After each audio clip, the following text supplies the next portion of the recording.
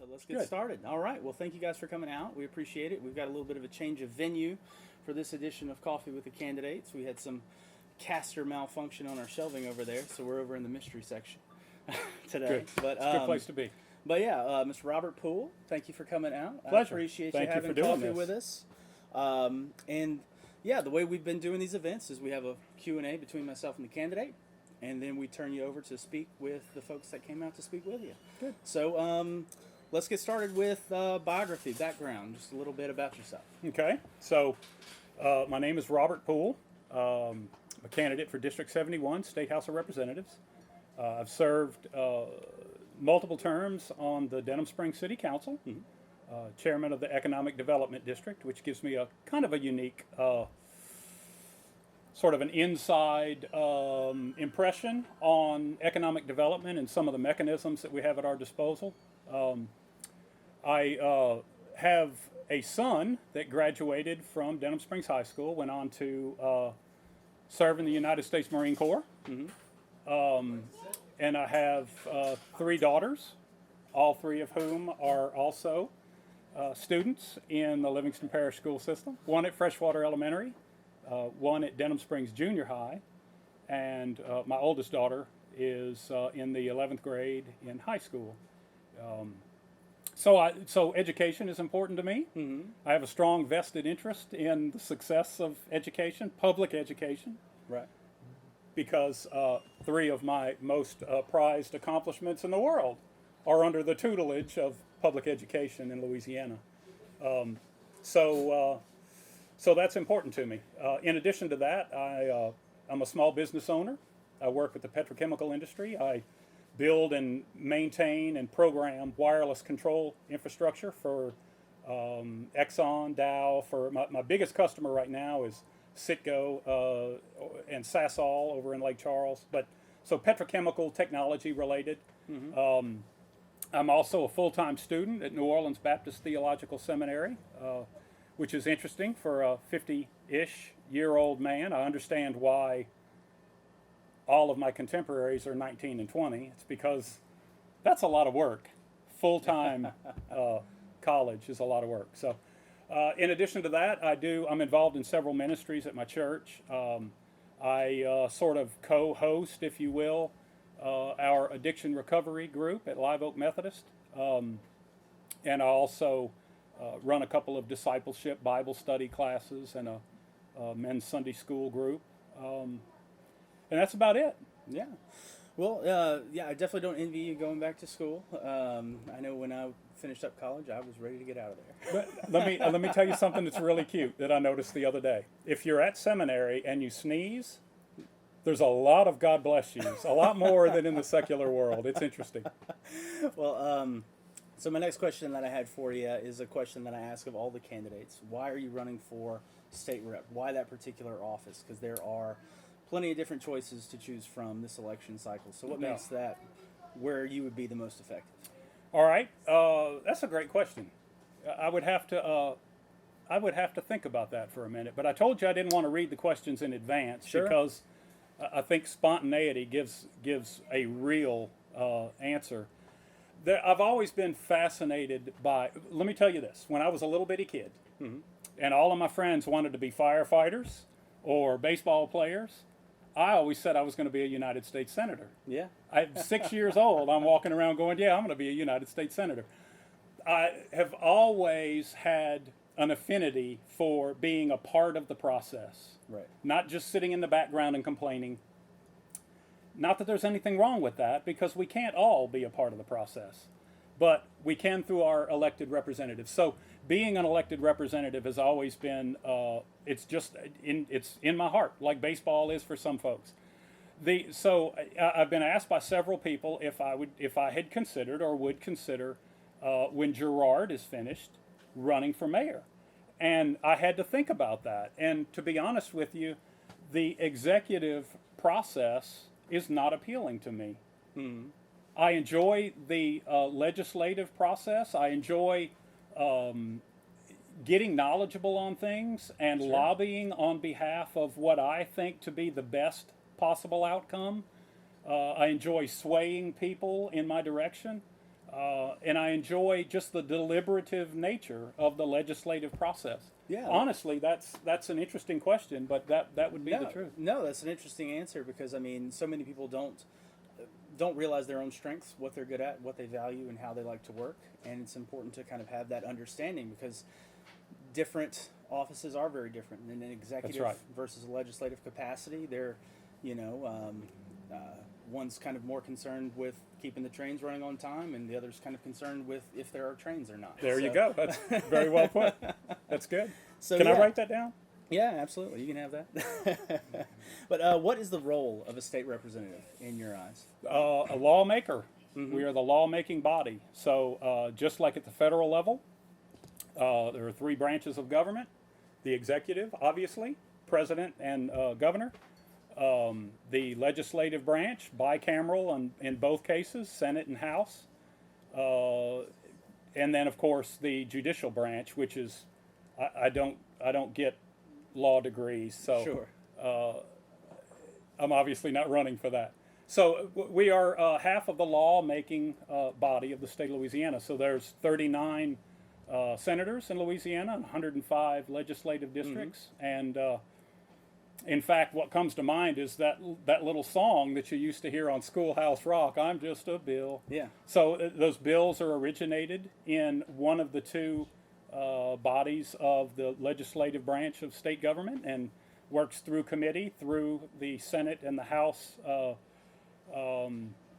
body, where they're reconciled and then brought up for a sort of a universal vote. If that passes, goes on to the governor. So the lawmaking body. I used to have a little concern with that word lawmaker, because I always thought if last year's lawmakers had done good enough at lawmaking, maybe this year we don't need any more laws. Sure. And we can just go to lunch and then go home. Obviously, there's budgetary things and whatever that are dealt with year to year. But the concern I have with the word lawmaker is that it gives people the impression that, man, I've got to make some laws. Yeah. And now we're a nation swamped in laws, right? Some Sure. of which you have to pass so that you can find out what's in it. Right. I think that flies in the face of our democratic or our representative republic. But anyway, that was a stab at socialized medicine. If Sure. you didn't get that. So. Well, our state constitution alternates between a fiscal session and a general session with the legislature. So, Right. Going into the legislature, what would be your top priority for each? Oh wow, man, that's a great question. Top priority. The thing about that, when you add the word top, it means this needs to be your favorite. So what would be my favorite? So this is huge to me, is eradicating Common Core and everything that looks like Common Core, including wit and wisdom, which, by the way, somebody once said you put lipstick on a pig, you still got a pig. Wit and wisdom is the mechanism by which we implement a federal Common Core standard that was rewritten for Louisiana that's about 95% identical to the federal Common Core standard. So the Trojan horse that is Common Core scares me. And so there were some things I won't go into any great detail because I know a lot of people have already spoken to me about this. A lot of people are aware of it. My daughter in elementary school last year was reading a book that had some things in it that I was uncomfortable with. And I knew about these things because my daughter showed it to me. When I went to the school and discussed it, I was told, well, we teach around that. You're not required to, hit that particular whatever little block of text. But my daughter's the one that showed it to me. Right. And so their children are incredibly inquisitive. You put things out there, and they're going to experiment, and they're going to dig into it. And so the bottom line is eradicating Common Core, getting control of the classroom back to the educator. That there's nobody that knows these children in that classroom better than that teacher. Right. And that we take highly qualified, professionally trained teachers and we give them a manual and say, here, now go follow this manual to a T and don't you dare deviate. And by the way, we're going to give a high stakes test at the end of this, and your school is going to pay the price if you don't achieve. All of that is just that's not a great formula for success in the school system. You got highly trained professional educators. I say let them educate. Pay them accordingly. Yeah. As the professionals that they are, right? Mm-hmm. There are degree requirements and there's advancements and so forth that in any other occupation would pay a significant increase in your net worth. And Right. I think that should be the case when we pay school teachers. So that's huge. All right. So here's the fiscal thing that is so massive that it takes, I don't mean massive, it's so cutting edge that you really have to stop and think about it to really grasp the benefit of it. And that is to totally replace the income tax in Louisiana Mm-hmm. with a sales tax. In other words, all of our taxation in Louisiana would come from taxes paid at the checkout counter. So every parish, every demographic, every geographic area has a mechanism to collect sales taxes right now. So all right, so let me back up. What is the purpose of high taxation on a pack of cigarettes? It's to get people to buy less cigarettes. Mm-hmm. What is the purpose of heavy taxes and burdens on emissions? To get people to produce less emissions.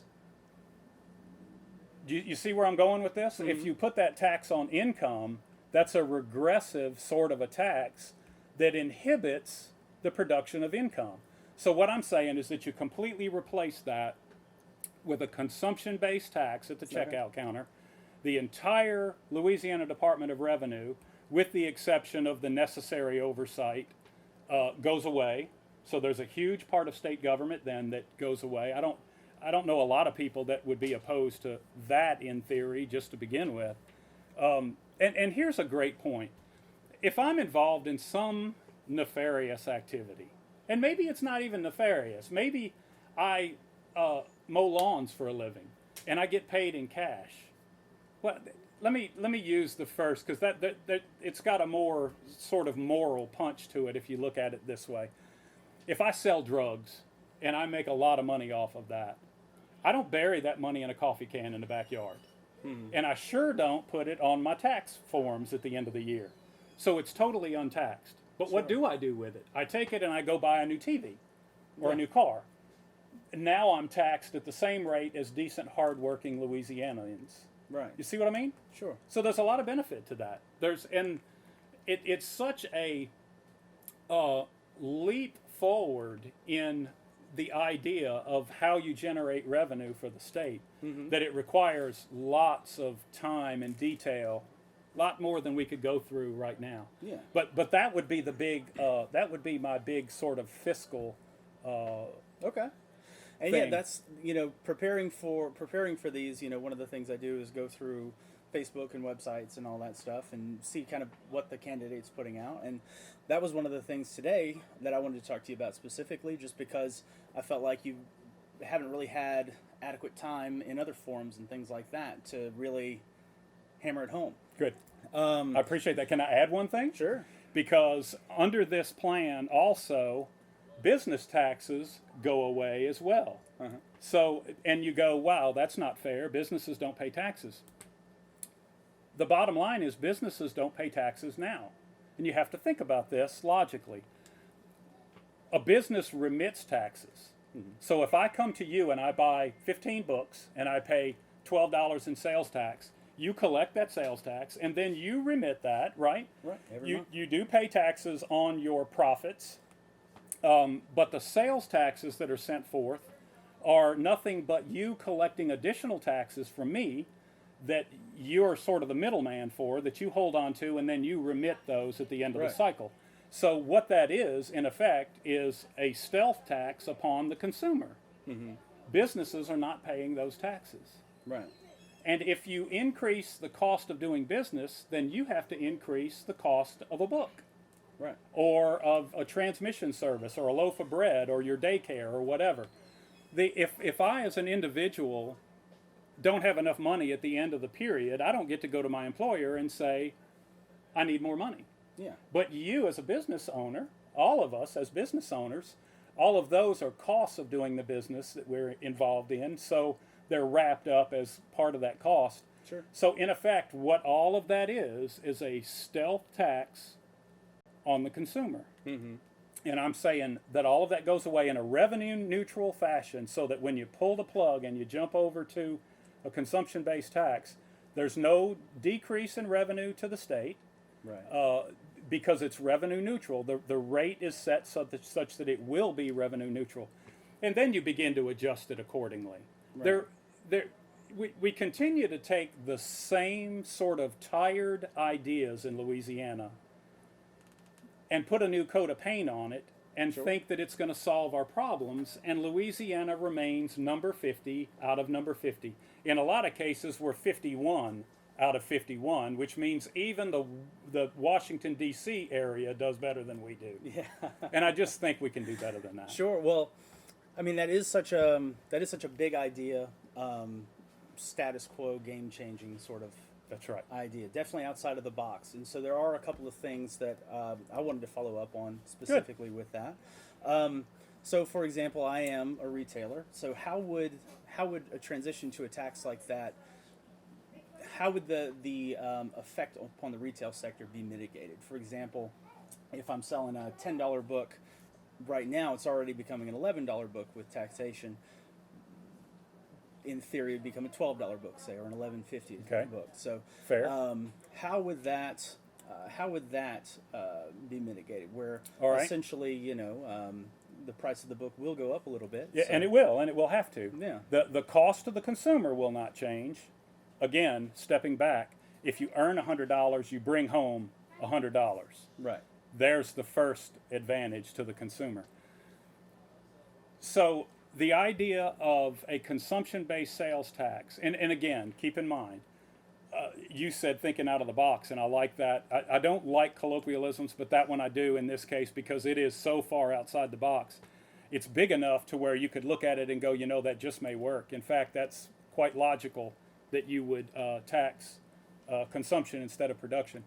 So the details of it are yet to be worked out, but I would say that there may even be some sort of a tax credit offered towards small businesses, maybe even means tested based on profitability of the business. I don't know.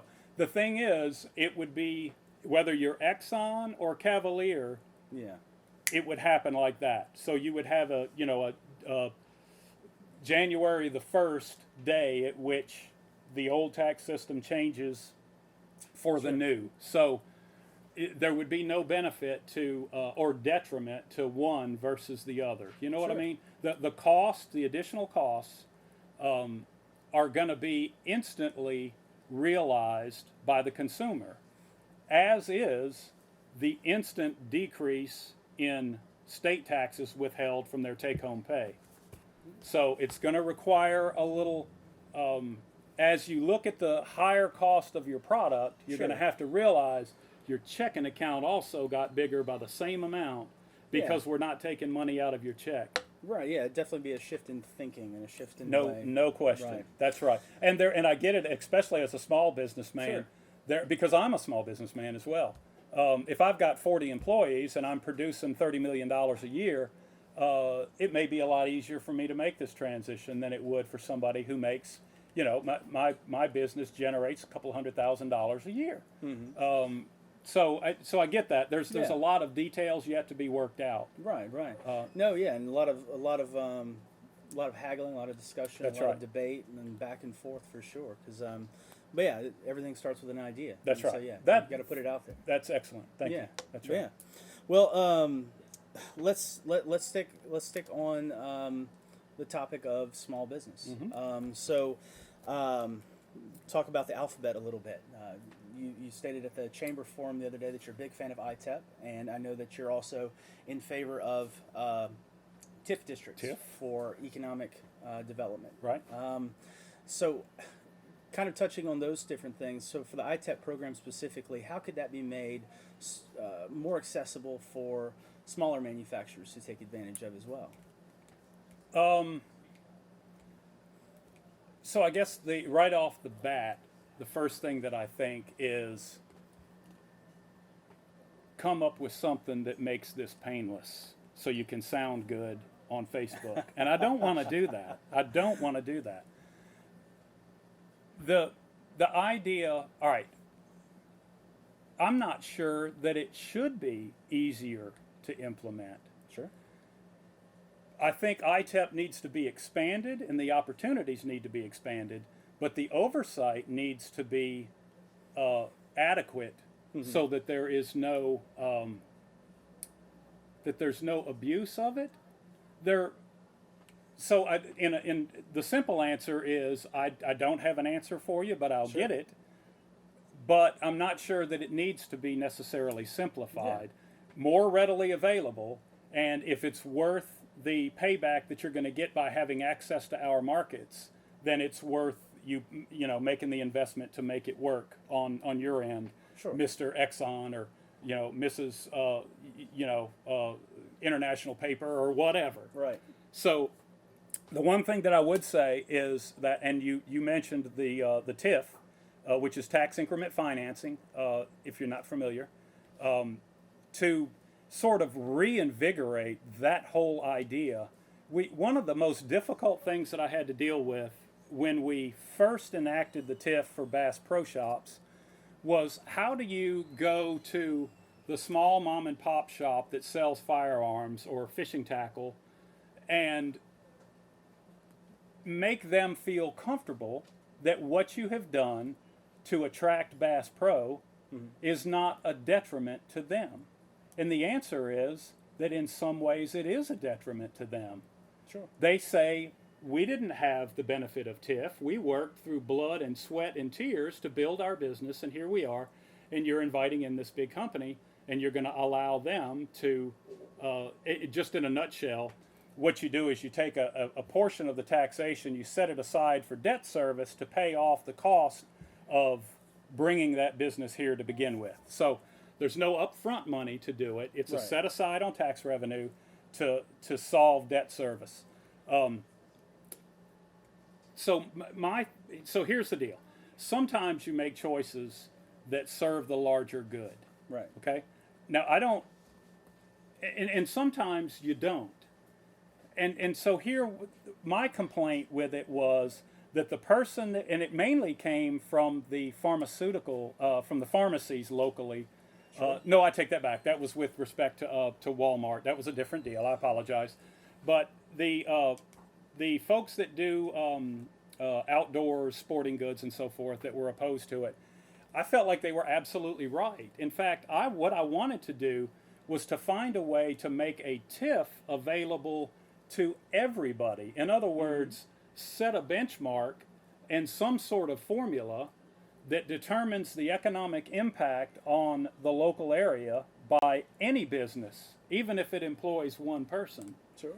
And make that available so that on a grander scale, if you're bringing in 400 employees in a big, massive facility, your percentage is no different than it is for a 1 or 2 man facility. Right. So I'm afraid that got a little wordy, but again, businesses don't pay taxes. They collect it and then remit it, those taxes, stealth taxes on you and I.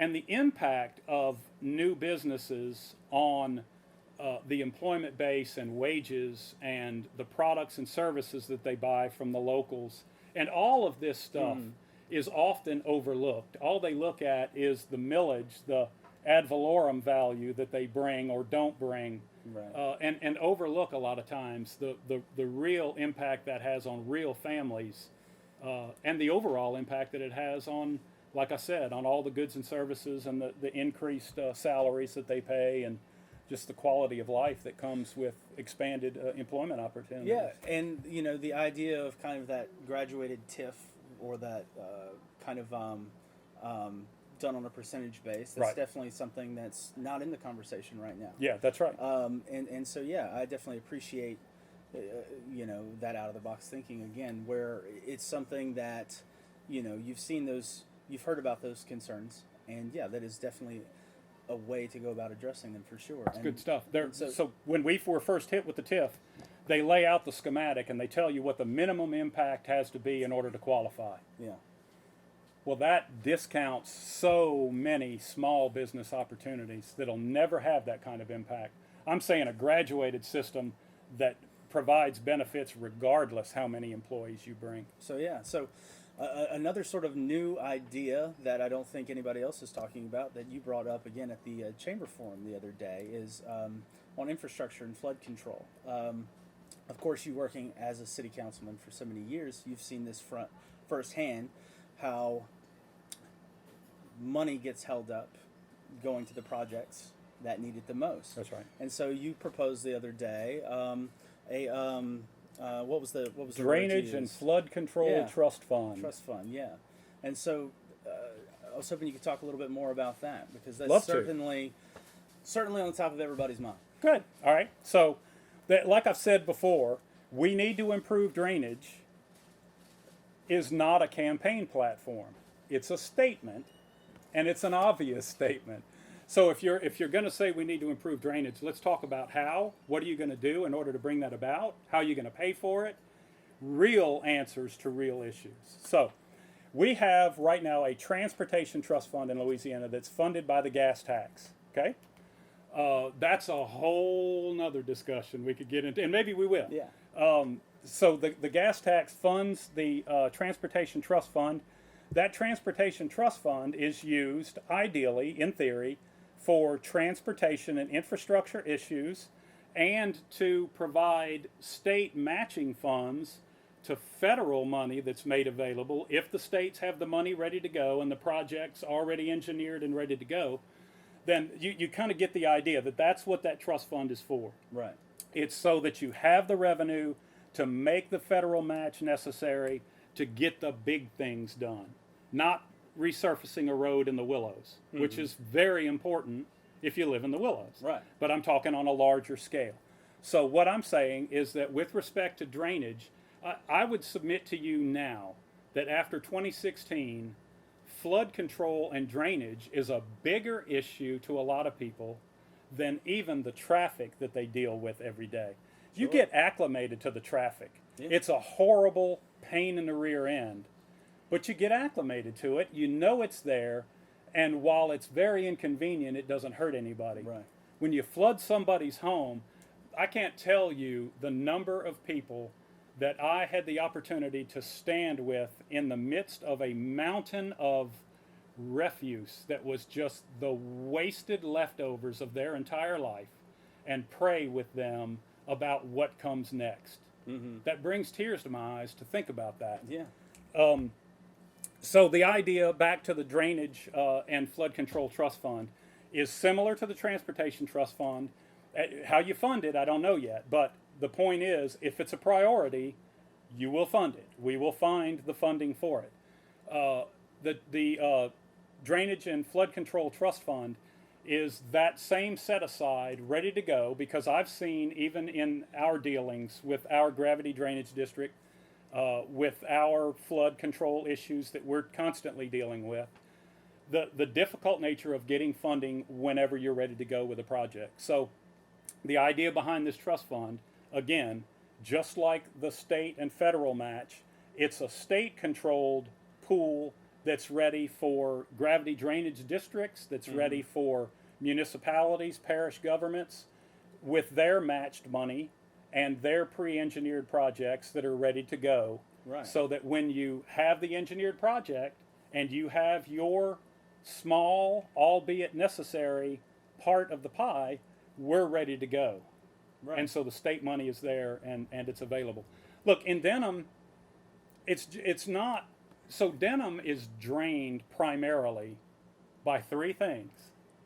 A whole series of ditches and gutters that are just sort of personal property, they're city property, they're maintained sort of in the public interest.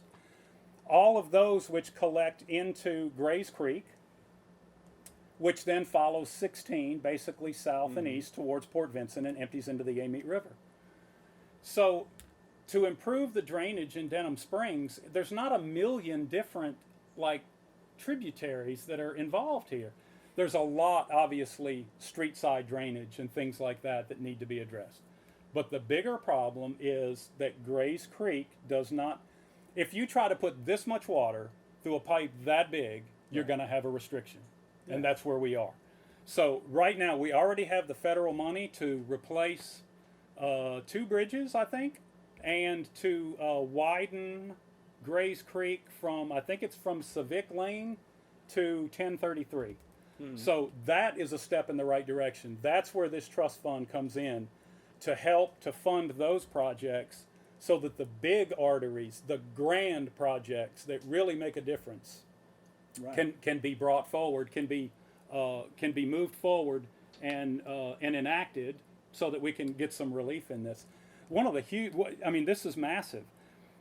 There is debris that is just sort of resident all over the district. The flood of 2016, you know, when you set a new flood stage, you set it by inches. You don't set it by 5 feet. Holy smokes. That lifted everything by 5 feet that had ever been of any impact on the watershed, on the floodplain, and just sort of moved it all around and resettled it into whole new places. The dynamics of the obstructions have drastically changed, and everybody has seen that, because I know, and I've taken 1,000 phone calls, 100 phone calls from people who say, before the flood, we didn't have this issue. Right here, it's flooding, and that's never happened before. And you got to ask why. Are we getting more rain? And on occasion, we are. It's not just the amount of water; it's the amount of water per unit time that poses problems. Too much, too fast, you can't deal with it, and we understand that. But you're seeing a lot of normal drainage provisions that have changed drastically since the flood, and it's because of that sort of just redistribution of all of the obstructions. When you remove one obstruction, often all you do is clear the way for water to get to the next obstruction faster. We can't be just sort of spot fixing and get to a point to where we have the drainage that we need to have. We need a district-wide, a statewide plan. There was some issues with our parish government having not yet put forth a master plan for drainage that calls into question the ability to insure several homes under the flood insurance, the National Flood Insurance Program. Those things those aren't little issues. You know what I mean? So the point that I'm trying to get at is stop thinking in the micro and think in the macro. A schematic of the system that maps out where the key obstructions are, state and federal money and local match ready to go on engineered projects, and you can fix it. And that's what I'm saying we need to do. And that's what my drainage and flood control trust fund will do. I mean, you touched on local, you touched on regional, you touched on statewide, and so it really is going to take an effort that coordinated to actually do something about it. Absolutely. Look, if you move water to where in this area it flows well, but it's going out and there's no maintenance given to what lies beyond that perimeter, then you've really accomplished nothing, right? The whole artery, all the way to the point at which it's no longer an issue, has to be addressed. Well, let's stick on infrastructure issues. You oppose the new gas tax until the money that we've got for the gas tax is spent more efficiently. That's right. How can we spend it more effectively? Oh, gosh. Well, the first thing is that we spend so much of it on administrative costs. That is, when I look for a charity to give money to, I look at the overhead and the administrative costs. If 90% of the money goes to administrative expenses and the CEO, I don't donate there. The same thing, and the unfortunate thing about the gas tax is it's not optional. You don't get to say, no, I don't think I'll do that today.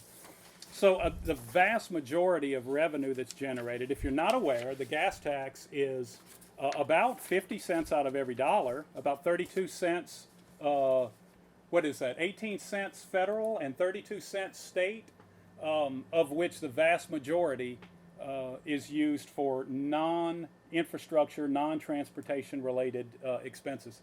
So the first thing that I would do is go through and cut the unnecessary overhead. That's never popular because we live in a society, unfortunately, where you know, somebody's last name is such that I have to keep them on the books, and those are the kind of things that just need to change, right? I mean, we just keep repackaging the same old sort of politician with the same sort of tired rhetoric, and Louisiana is number 50 out of 50 again. Yeah. Right. Well, yeah, and I'm like you. I'm tired of being in last place. You know, you look at the petrochemical industry, look at the steel industry that's growing here, the automotive industry, the pulp and paper industry. Look at the entertainment industry. I guarantee you, if you pick 1,000 people worldwide and ask them what are the top 5 places they would want to go to if they could go to America, New Orleans is in that top 5. Yeah. So as a international tourist destination, like, God has blessed us with everything we need to be a real effect in the global marketplace, and we're 50 out of 50 again. Yeah. It's a funny story about the tourism thing. So I'm part of the Southern Independent Booksellers Alliance, and every year we have a trade show. It's reliably in New Orleans every 3 or 4 years. Nice. Because it's the most well-attended trade show. That's good. Everybody comes to the New Orleans show. That's good. I belong to, it's called WEFTEC, the Water Environmental. It's a big professional organization for an aspect of the petrochemical industry that I work with. But it moves from Chicago to New Orleans, and then back to Chicago and to New Orleans. And it is just inundated in New Orleans and mediocre in Chicago, and then inundated in New Orleans and then mediocre in Chicago. So I'm with you. Yeah. Well, 2 big questions that I've got for you still, and then we'll wrap it up with a question about books. But my next question just has to do about redistricting. So the 2020 census is coming up, so the next batch of legislators that are going to be at the Capitol are going to be in charge of that. I got an email the other day from Fair Districts Louisiana, and you had signed on to their pledge. And right. So I was curious to know a little bit more about how, what you thought about that pledge specifically. And cool. I wish I had the verbiage of the pledge in front of me, but here's what. Here it is. Well, let's see what is it. Let me before I read that, because I like spontaneity. I may have told you that. My opinion on redistricting is that you do it in a way that is fair to every member of our state, every citizen of the state, and you do it with zero consideration to any given political party or institution. Right. That's it. No special billing for anybody. Yeah. And nobody is left out or disenfranchised as a result of it. So there you go. that, do you know where the term gerrymander comes from? Does anybody know where that comes from? Yep. Do you? Where? I know what it is. All right. Like that. So there is a signator of the, I think the Declaration of Independence. His name was Eldridge Gerry, and he was the master of manipulating the demographics so that he could make sure that he always got elected. And so Gerry was the creator of the concept of gerrymandering. Yeah. And you see that everywhere today. So I would not be in favor of anything that treats anybody unfairly or intentionally disenfranchises anyone. Right. I just don't have a lot of details on what I would and would not want to see, except for that I would not subscribe to anything that unfairly treated anyone. Right. Fair enough. There you go. Well, there we go. The next big one, there's been a lot of talk about potentially having a new constitutional convention to rewrite the state constitution, either in a limited scope dealing with matters of taxation and that sort of thing, or just throwing it out the window and starting fresh. You've mentioned in the past that you would be for a new constitution. Right. So tell us a little bit about your feelings on that. All right. So the federal government, the federal constitution, I do not believe was meant to be a living, breathing document. That's why it was so incredibly difficult to alter it. Yeah. Right?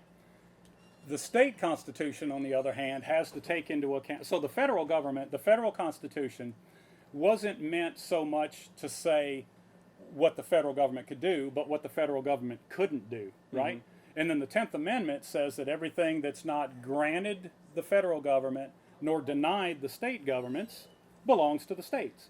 So that means that everything else outside of what the federal constitution accomplishes has to be accounted for in some fashion in the state constitution. That's why it's a big lumbering document full of minutia. Right. There you go. And there's no way around that. So I'm not opposed to the detail of the Constitution. What I want to do is to be part with a real intent on moving Louisiana forward to sort of redesigning how money is distributed at the state level so that we can accomplish things that are good for Louisiana and we can stop funding things that are bad for Louisiana. Sure. And I think that requires, again, I've said this twice already, you put lipstick on a pig, you still got a pig. Yeah. Our Constitution needs to be redesigned. It's 1974 or 72, I don't remember. It's been altered and amended and sort of fluid ever since then. And I think every once in a while, it's a good idea to take the good and separate out the bad. Sure. Begin with the good and move forward. And I think that's where we are. I would say, too, though, that it's infinitely critical that the people that go to Baton Rouge this time have Louisiana's welfare at heart and have a real plan for changing things. Otherwise, you're going to get a different flavor of the exact same dog food. And that's actually my follow-up question is who do you think should be the delegates to a convention? I mean, look, I'm big on elected people having authority in those kinds of issues. I have a big problem, especially at the federal level, but also at the state level, with people that have tremendous amounts of power that are not required to answer every 4 years to an electorate. Mm-hmm. You know what I mean? Sure. I have a big problem with that. So, I mean, I think outside consultancy is probably a good idea, but for the most part, I would leave it within the elected bodies of the state of Louisiana. Okay. Well, all right. Well, with that, we'll wrap it up with one final question, and it comes from the Cavalier House Books job application. Cool. So give us 2 books that have most influenced your life, one fiction and one nonfiction, and tell us how. Man, you know what? They're like instantly, I am floored and proud to say that about 5 years ago, almost 6 now, I started down a path of learning who the author of the Bible is.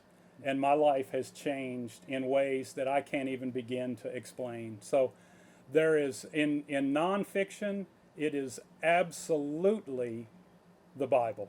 Yeah. And more specifically, the book of John. Uh-huh. And more specifically, the 15th chapter of the book of John. So that being said, fiction, gosh, I remember, see, this kind of bites because I can't even give details on the book, but I remember when I finished it thinking, that's the best book I ever read, fiction. And it was a book called Celestine Prophecy. Oh, sure. Have you read that? I haven't read that one, yeah. It's an awesome, I highly recommend it. And I Yeah. can't even tell you why. There you go. But I do remember it had an impact on me. It was great. I don't read a lot of books. I'm a full-time student, so I'm forced to read books. And that, like, I'd rather eat dirty cat litter than read some of these things that I'm forced to read. I love periodicals. The NRA magazine, America's First Freedom, I get so much out of that. I contribute with a group of folks to the Nation of Israel through some charitable efforts, and they send out a periodical that's just phenomenal about the Middle East. So I read a lot of periodical stuff. I don't read a lot of books. And that's not probably what you're supposed to say when you're No. in a bookseller's company and whatever. But I mean, it is what it is. So, No, that's exactly what you're supposed to say because as a bookseller now, I've got to figure out how to get you to read more books. So and that's what I need to know. So. more courses, more class. I took 21 hours last semester. Oh wow! I don't recommend that after 50 years of age. Oh no, I don't recommend that at any age. That's right. That's right. Well, good deal. Well, thank you so much Thank for you. coming to have coffee Thank you. with us. I appreciate you, John. I appreciate it. So we'll let you. I would say Uh-huh. that if I had one wish, it would be that this kind of forum just took off, Sure. even not during campaign season.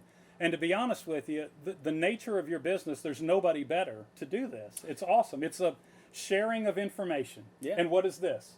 It's Exactly. a sharing of information and personal opinions. So I thank you for this. Absolutely. Honestly, I was excited when you put it out there originally. Awesome. And I hope it continues and grows and grows and grows. As do I. I hope so. And I would definitely like to continue it with more election cycles. But like you were saying, even with just elected officials, Absolutely. with issues of the day, I think it's something that we're probably going to continue with. It's great. So great. Well, Good thanks deal. again. Thank you. All right. Appreciate you.